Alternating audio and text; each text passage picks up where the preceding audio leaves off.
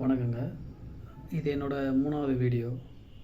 என்னென்னா, நான் 2வது வீடியோவில் எனக்கு இன்ட்ரோன்னு கொடுத்துருந்தேன். ஒரு 2 மினிட்ஸ் கூட இல்லைன்னு நினைக்கிறேன். ஸோ என்னோடய இன்ட்ரோ அவ்வளோ சின்னது இல்லைங்க. ஏன்னா எல்லாரோட வாழ்க்கையுமே பார்த்திங்கன்னா, ஸோ இப்போ எனக்கு 28 வயசு ஆகுது. ஸோ 28 வருஷம் என்னோடய இன்ட்ரோ நான் சொல்லணுன்னா ரொம்ப நிறையா நேரம் ஆகும். ஸோ நான் சிம்பிளாக கொடுத்துருந்தேன். ஸோ இப்போது அதில் கொஞ்சம் ப்ரீஃபாக கொடுக்கலான்னு தான் வரேன். வேறு ஒன்றும் இல்லைங்க. ஸோ என்னோடய சொந்த ஊர் சொரக்காப்பேட்டை. ஸோ அது எங்கே இருக்குன்னா, திருவள்ளூர் டிஸ்ட்ரிக்டில் பள்ளிப்பட்டு தாலுக்கில் இருக்குது. பட் நாங்கள் பிறந்ததெல்லாம் அங்கே பிறந்துட்டோம். பட் நாங்கள் அங்கே வளரல. ஆக்சுவலாக நாங்கள் பக்கத்து ஊரில், அதாவது எங்கள் பாட்டி வீடு, அதாவது அம்மாவோட அம்மா வீட்டில் நாங்கள் வளர்ந்தோம். எத்தனை வரைக்கும்னா ஒரு 8 வருஷம் வரைக்கும். ஸோ அது வந்து பொதுட்டூர்பேட்டை, சொரக்காப்பேட்டிலேருந்து ஒரு 4 கிலோமீட்டர் கிட்ட. ஸோ அங்கே முடிச்சுட்டு அதுக்கப்புறம் திரும்பவும் சொந்த ஊர் போகிறோம். என் அப்பா வந்து பொதுட்டூர்பேட்டை கேர்ள்ஸ் ஸ்கூலில் வாட்ச்மேனாக இருந்தார். ஸோ நாங்கள் அங்கே இருக்கும்போது, அதுக்கு முன்னாடி வந்து காஞ்சிபுரம் அந்த மாதிரி நிறைய இடத்துல ஒர்க் பண்ண தான் சொன்னார். என் அப்பா வந்து ஹேண்டிகேப்புங்க. ஹேண்டிகேப்னால் ஆக்சிடென்டாலேயோ இல்லை பிறவிலையோ அப்படி இல்லை. அந்த போலியோ சொட்டு மருந்து வர்றாங்க இல்லைங்களா, எங்கள் அப்பா குழந்தையாக இருக்கும்போது அந்த போலியோ சொட்டு மருந்து எங்கள் அப்பாவுக்கு கொடுக்கலீங்களாம். ஸோ வீட்டில் கேர்லெஸ்ஸாக விட்டுருக்காங்க போல். ஸோ அது எங்கள் அப்பாவுக்கு ஒரு 5 வயசு 6 வயசு கிட்ட வரும்போது அஃபெக்ட் ஆகிருக்கு. ஸோ என்னாச்சுன்னா, ஒரு சைடு கால் மட்டும் கொஞ்சம் சூம்பி போன மாதிரி, அதாவது வளர்ச்சி இல்லாமல் ஹேண்டிகேப் ஆகிட்டார். ஸோ அது அப்போவே ஃபிசியோதெரப்பி அந்த மாதிரி ஏதாச்சும் ட்ரை பண்ணியிருந்தா ஓரளவுக்கு, ஸோ ரொம்ப மோசமாக இல்லாமல் சுமாராக சரி பண்ணியிருக்கலாம் போல். ஸோ அப்போது எதுவும் யாருக்கும் நாலேஜ் இல்லாதனால அதை அப்படியே விட்டுட்டு ரொம்ப கொஞ்சம் நடக்க கஷ்டப்படுறாரு தான், வேறு ஒன்றும் இல்லை. அம்மா வந்து பொதுட்டூர்பேட்டையை தான், அவங்க வந்து அங்கே தான் படிச்சிருக்காங்க. ஸோ 6வது அவங்க வீட்டில் வருமானன்றதுனால 6வதுக்கு மேலே அவங்க ஸ்கூலுக்கு போகல. நான் வந்து பொதுட்டூர்பேட்டை சொன்னோன்னா அந்த ஊர்லேயே வந்து பால்வாடி படித்தேன், எல்கேஜி யூகேஜி படித்தேன்.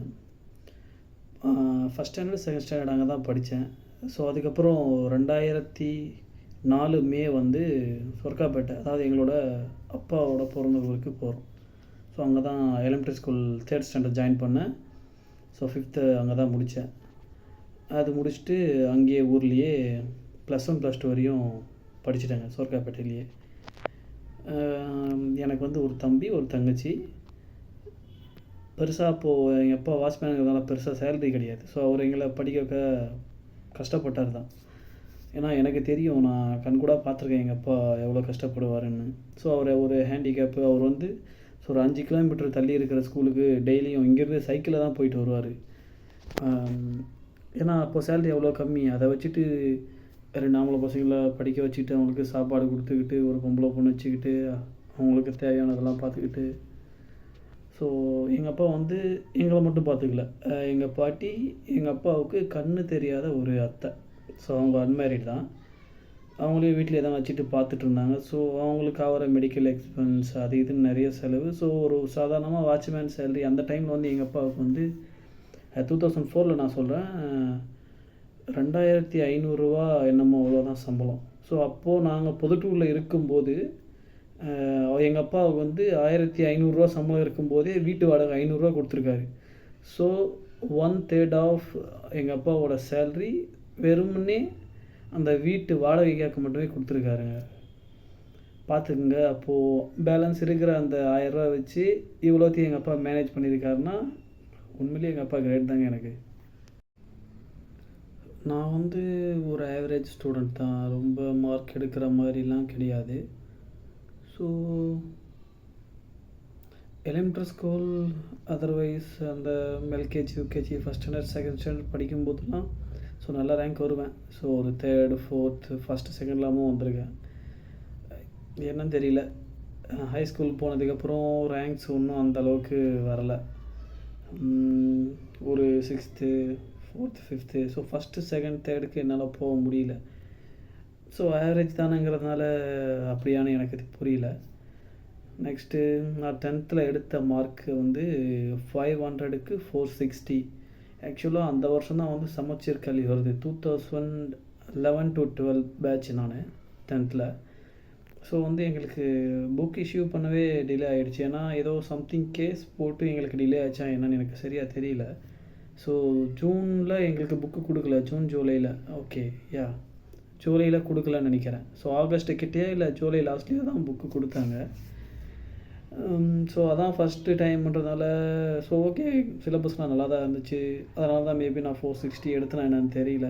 460யுமே வந்து ஆக்சுவலாக எனக்கு முன்னாடி நிறைய பேர் இருந்தாங்க. ஸோ அதனால தான் சொல்கிறேன், நான் ஆவரேஜ் ஸ்டூடெண்ட் தான். So not an intelligent. So next +1 +2 அங்கேயே தான் படித்தேன். ஸோ படித்து முடிச்சுட்டு +2ல் வந்து 1200க்கு 986 மார்க் தான் ஸ்கோர் பண்ணேன். ஸோ எனக்கு வந்து டிகிரியில் பிஎஸ்சி ஃபிசிக்ஸ் பண்ணணும்னு ஆசை. ஸோ ஏன்னா நான் படித்த டைமில் எங்கள் ஸ்கூலில் வந்து தமிழுக்கு ஸ்டாஃப் இருந்தாங்க, இங்கிலீஷுக்கு இல்லை. ஆக்சுவலாக மேக்ஸுக்கு நோ, ஃபிசிக்ஸுக்கு நோ, கெமிஸ்ட்ரிக்கு no, and botany, zoology absolutely no. ஏன்னா எல்லாத்துக்குமே ஸ்டாஃப் கிடையாது, தமிழ் ஒன்றை தவிர. ஸோ நாங்கள் +2 படிக்கும்போது எல்லாமே மேனேஜ்மெண்ட் ஸ்டாஃப். ஸோ அங்கே இருக்க பிடிஏவில் வச்சு அரேஞ்ச் பண்ணி வெளியே இருந்து ஸ்டாஃப்ஸை கொண்டு வந்து எங்களுக்கு டீச் பண்ணாங்க. ஸோ அது இல்லாமல் நாங்கள் வெளியே டியூஷன் கொஞ்சம் போயிட்டு இருந்தோம். ஸோ அதனால தான் எங்களால் அவ்வளோ ஸ்கோர் பண்ண முடிஞ்சுது. ஆக்சுவலாக நான் டியூஷன் போனது வந்து ராஜதுரைன்னு ஒருத்தர், எங்கள் ஊரே தான், அங்கேயே தான் டியூஷன் போனேன். அவர் வந்து எதுக்குன்னா மேக்ஸு. ஸோ ஃபிசிக்ஸ் வந்து அங்கேயே வருவார் ஒருத்தர், பக்கத்து ஊர் அத்திமாஞ்சேரிப்பேட்டையிலேருந்து ஒருத்தர் வந்து எடுத்துகிட்டு இருந்தார். அவர் வீட்டுக்கே வந்து எடுப்பார். கெமிஸ்ட்ரி வந்து எங்கள் ஸ்கூலில் ஒர்க் பண்ணிகிட்டு இருந்தார், சயின்ஸ் டீச்சரு. ஆனால் நாட் ஃபார் +1 +2. அவர் வந்து பிடி அசிஸ்டண்ட்டு. ஸோ 10th வரையும் தான். ஸோ இங்கே டீச்சர் இல்லாததுனால அவர் எங்களுக்கு வந்து கிளாஸ் எடுத்துகிட்டு இருந்தார். ஸோ நல்லா ஸ்கோர் பண்ணோம், நான் ஒன்றும் இல்லைன்னு சொல்ல முடியாது. ஏன்னா அவர் நல்லா கிளாஸ் எடுத்தார், இல்லைன்னு சொல்கிறதுக்கு இல்லை. ஸோ அதே மாதிரி பாட்னி, ஜுவாலஜிலாம் வந்து பிடிஏவில் போட்டவங்க தான். ஸோ அதில் சுமாராக மார்க் எடுத்தேன். ஸோ மேக்ஸ் டியூஷன் போனதுனால மார்க் எடுத்துட்டேன். ஸோ இங்கிலீஷ் கொஞ்சம் கம்மி தான், தமிழ் ஓகே, அது மாதிரி தான் மார்க் எடுத்தோம். ஸோ 986 வச்சுட்டு ஃபிசிக்ஸ் கிடைக்குமா? நான் போட்ட காலேஜ் பார்த்திங்கன்னா ஒரே ஒரு காலேஜ் தான். அப்ளிகேஷன் வாங்கிட்டு வந்துட்டேன், பிரசிடென்சி, விவேகானந்தா காலேஜ், லோயலாலாம். பட் அப்ளிகேஷன் போடல. ஏன்னு பார்த்தீங்கன்னா லோயலா கொஞ்சம் ஃபீஸ் எக்ஸ்ட்ரா பே பண்ணுற மாதிரி இருந்துச்சு. ஸோ சொன்னேன், எப்பா வாட்ச்மேனு அதை வச்சுட்டு பண்ண முடியாது. ஸோ அதனால் என்ன பண்ணேன், அந்த அப்ளிகேஷன் போடவே இல்லை. Next presidency and Vivekananda college 2 application இருந்தது. என்னென்னா 2 அப்ளிகேஷன்னா விவேகானந்தா காலேஜ்லேயே 2 அப்ளிகேஷன். ஒன்று வந்து ஃபிசிக்ஸ்க்காக வாங்கினேன், இன்னொன்று மேக்ஸுக்காக வாங்கினேன். பிரசிடென்சியில் நான் எதுக்காக அப்ளிகேஷன் வாங்கினேன் சரியாக ஞாபகம் இல்லை, ஏன்னா அது போடவும் இல்லை. ஸோ விவேகானந்தா, சென்னை மயிலாப்பூர் விவேகானந்தா காலேஜில் 2 அப்ளிகேஷன், ஒன்று வந்து மேக்ஸுக்கு, ஒன்று ஃபிசிக்ஸுக்கு போட்டிருந்தேன். ஆக்சுவலாக எனக்கு ஃபிசிக்ஸ் ரொம்ப இன்ட்ரெஸ்ட்டுங்க. எனக்கு வந்து மார்க் என்னென்னா 172 ஆர் 170 ஐ திங்க், எனக்கு ஃபுல்லாக தெரியல. மேக்ஸில் 183. ஸோ என்னோடய மேக்ஸ் ஸ்கோரை வச்சுட்டு எனக்கு மேக்ஸில் சீட்டு கொடுத்துட்டாங்க, ஃபிசிக்ஸில் சீட்டு கொடுக்கல, ஸ்கோர் கம்மியாக இருக்குதுன்னு சொல்லிட்டு. ஆக்சுவலாக எனக்கு இன்ட்ரெஸ்ட்டு தான் ஃபிசிக்ஸ் தான். ஸோ செகண்ட் தான் மேக்ஸு. ஸோ ஓகே, அவங்க மார்க் பேஸ் பண்ணி தான் சீட் கொடுக்குறாங்க. ஸோ ஓகே, அது அவங்களோட டெசிஷன்.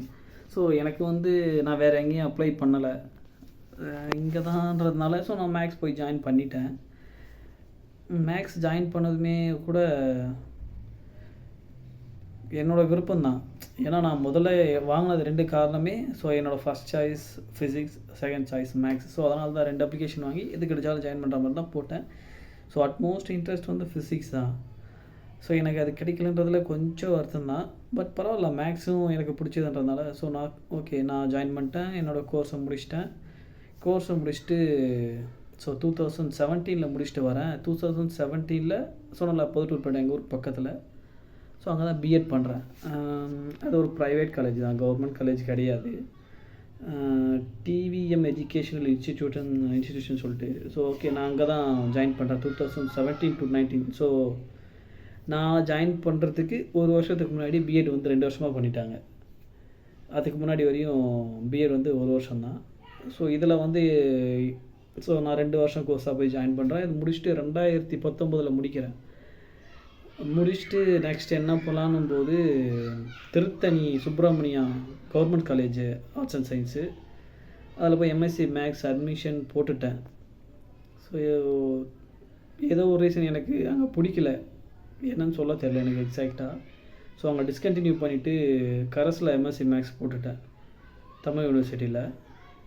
போட்டுட்டு ஊர்லேயே டைப் ரைட்டிங்கு ஷார்ட் ஹேண்டு அது வந்து படிக்க ஆரம்பிச்சிட்டேன். ஸ்கில் டெவலப்மெண்ட் கோர்ஸ் போக ஆரம்பிச்சிட்டேன். So okay, type writing முடித்தாச்சு.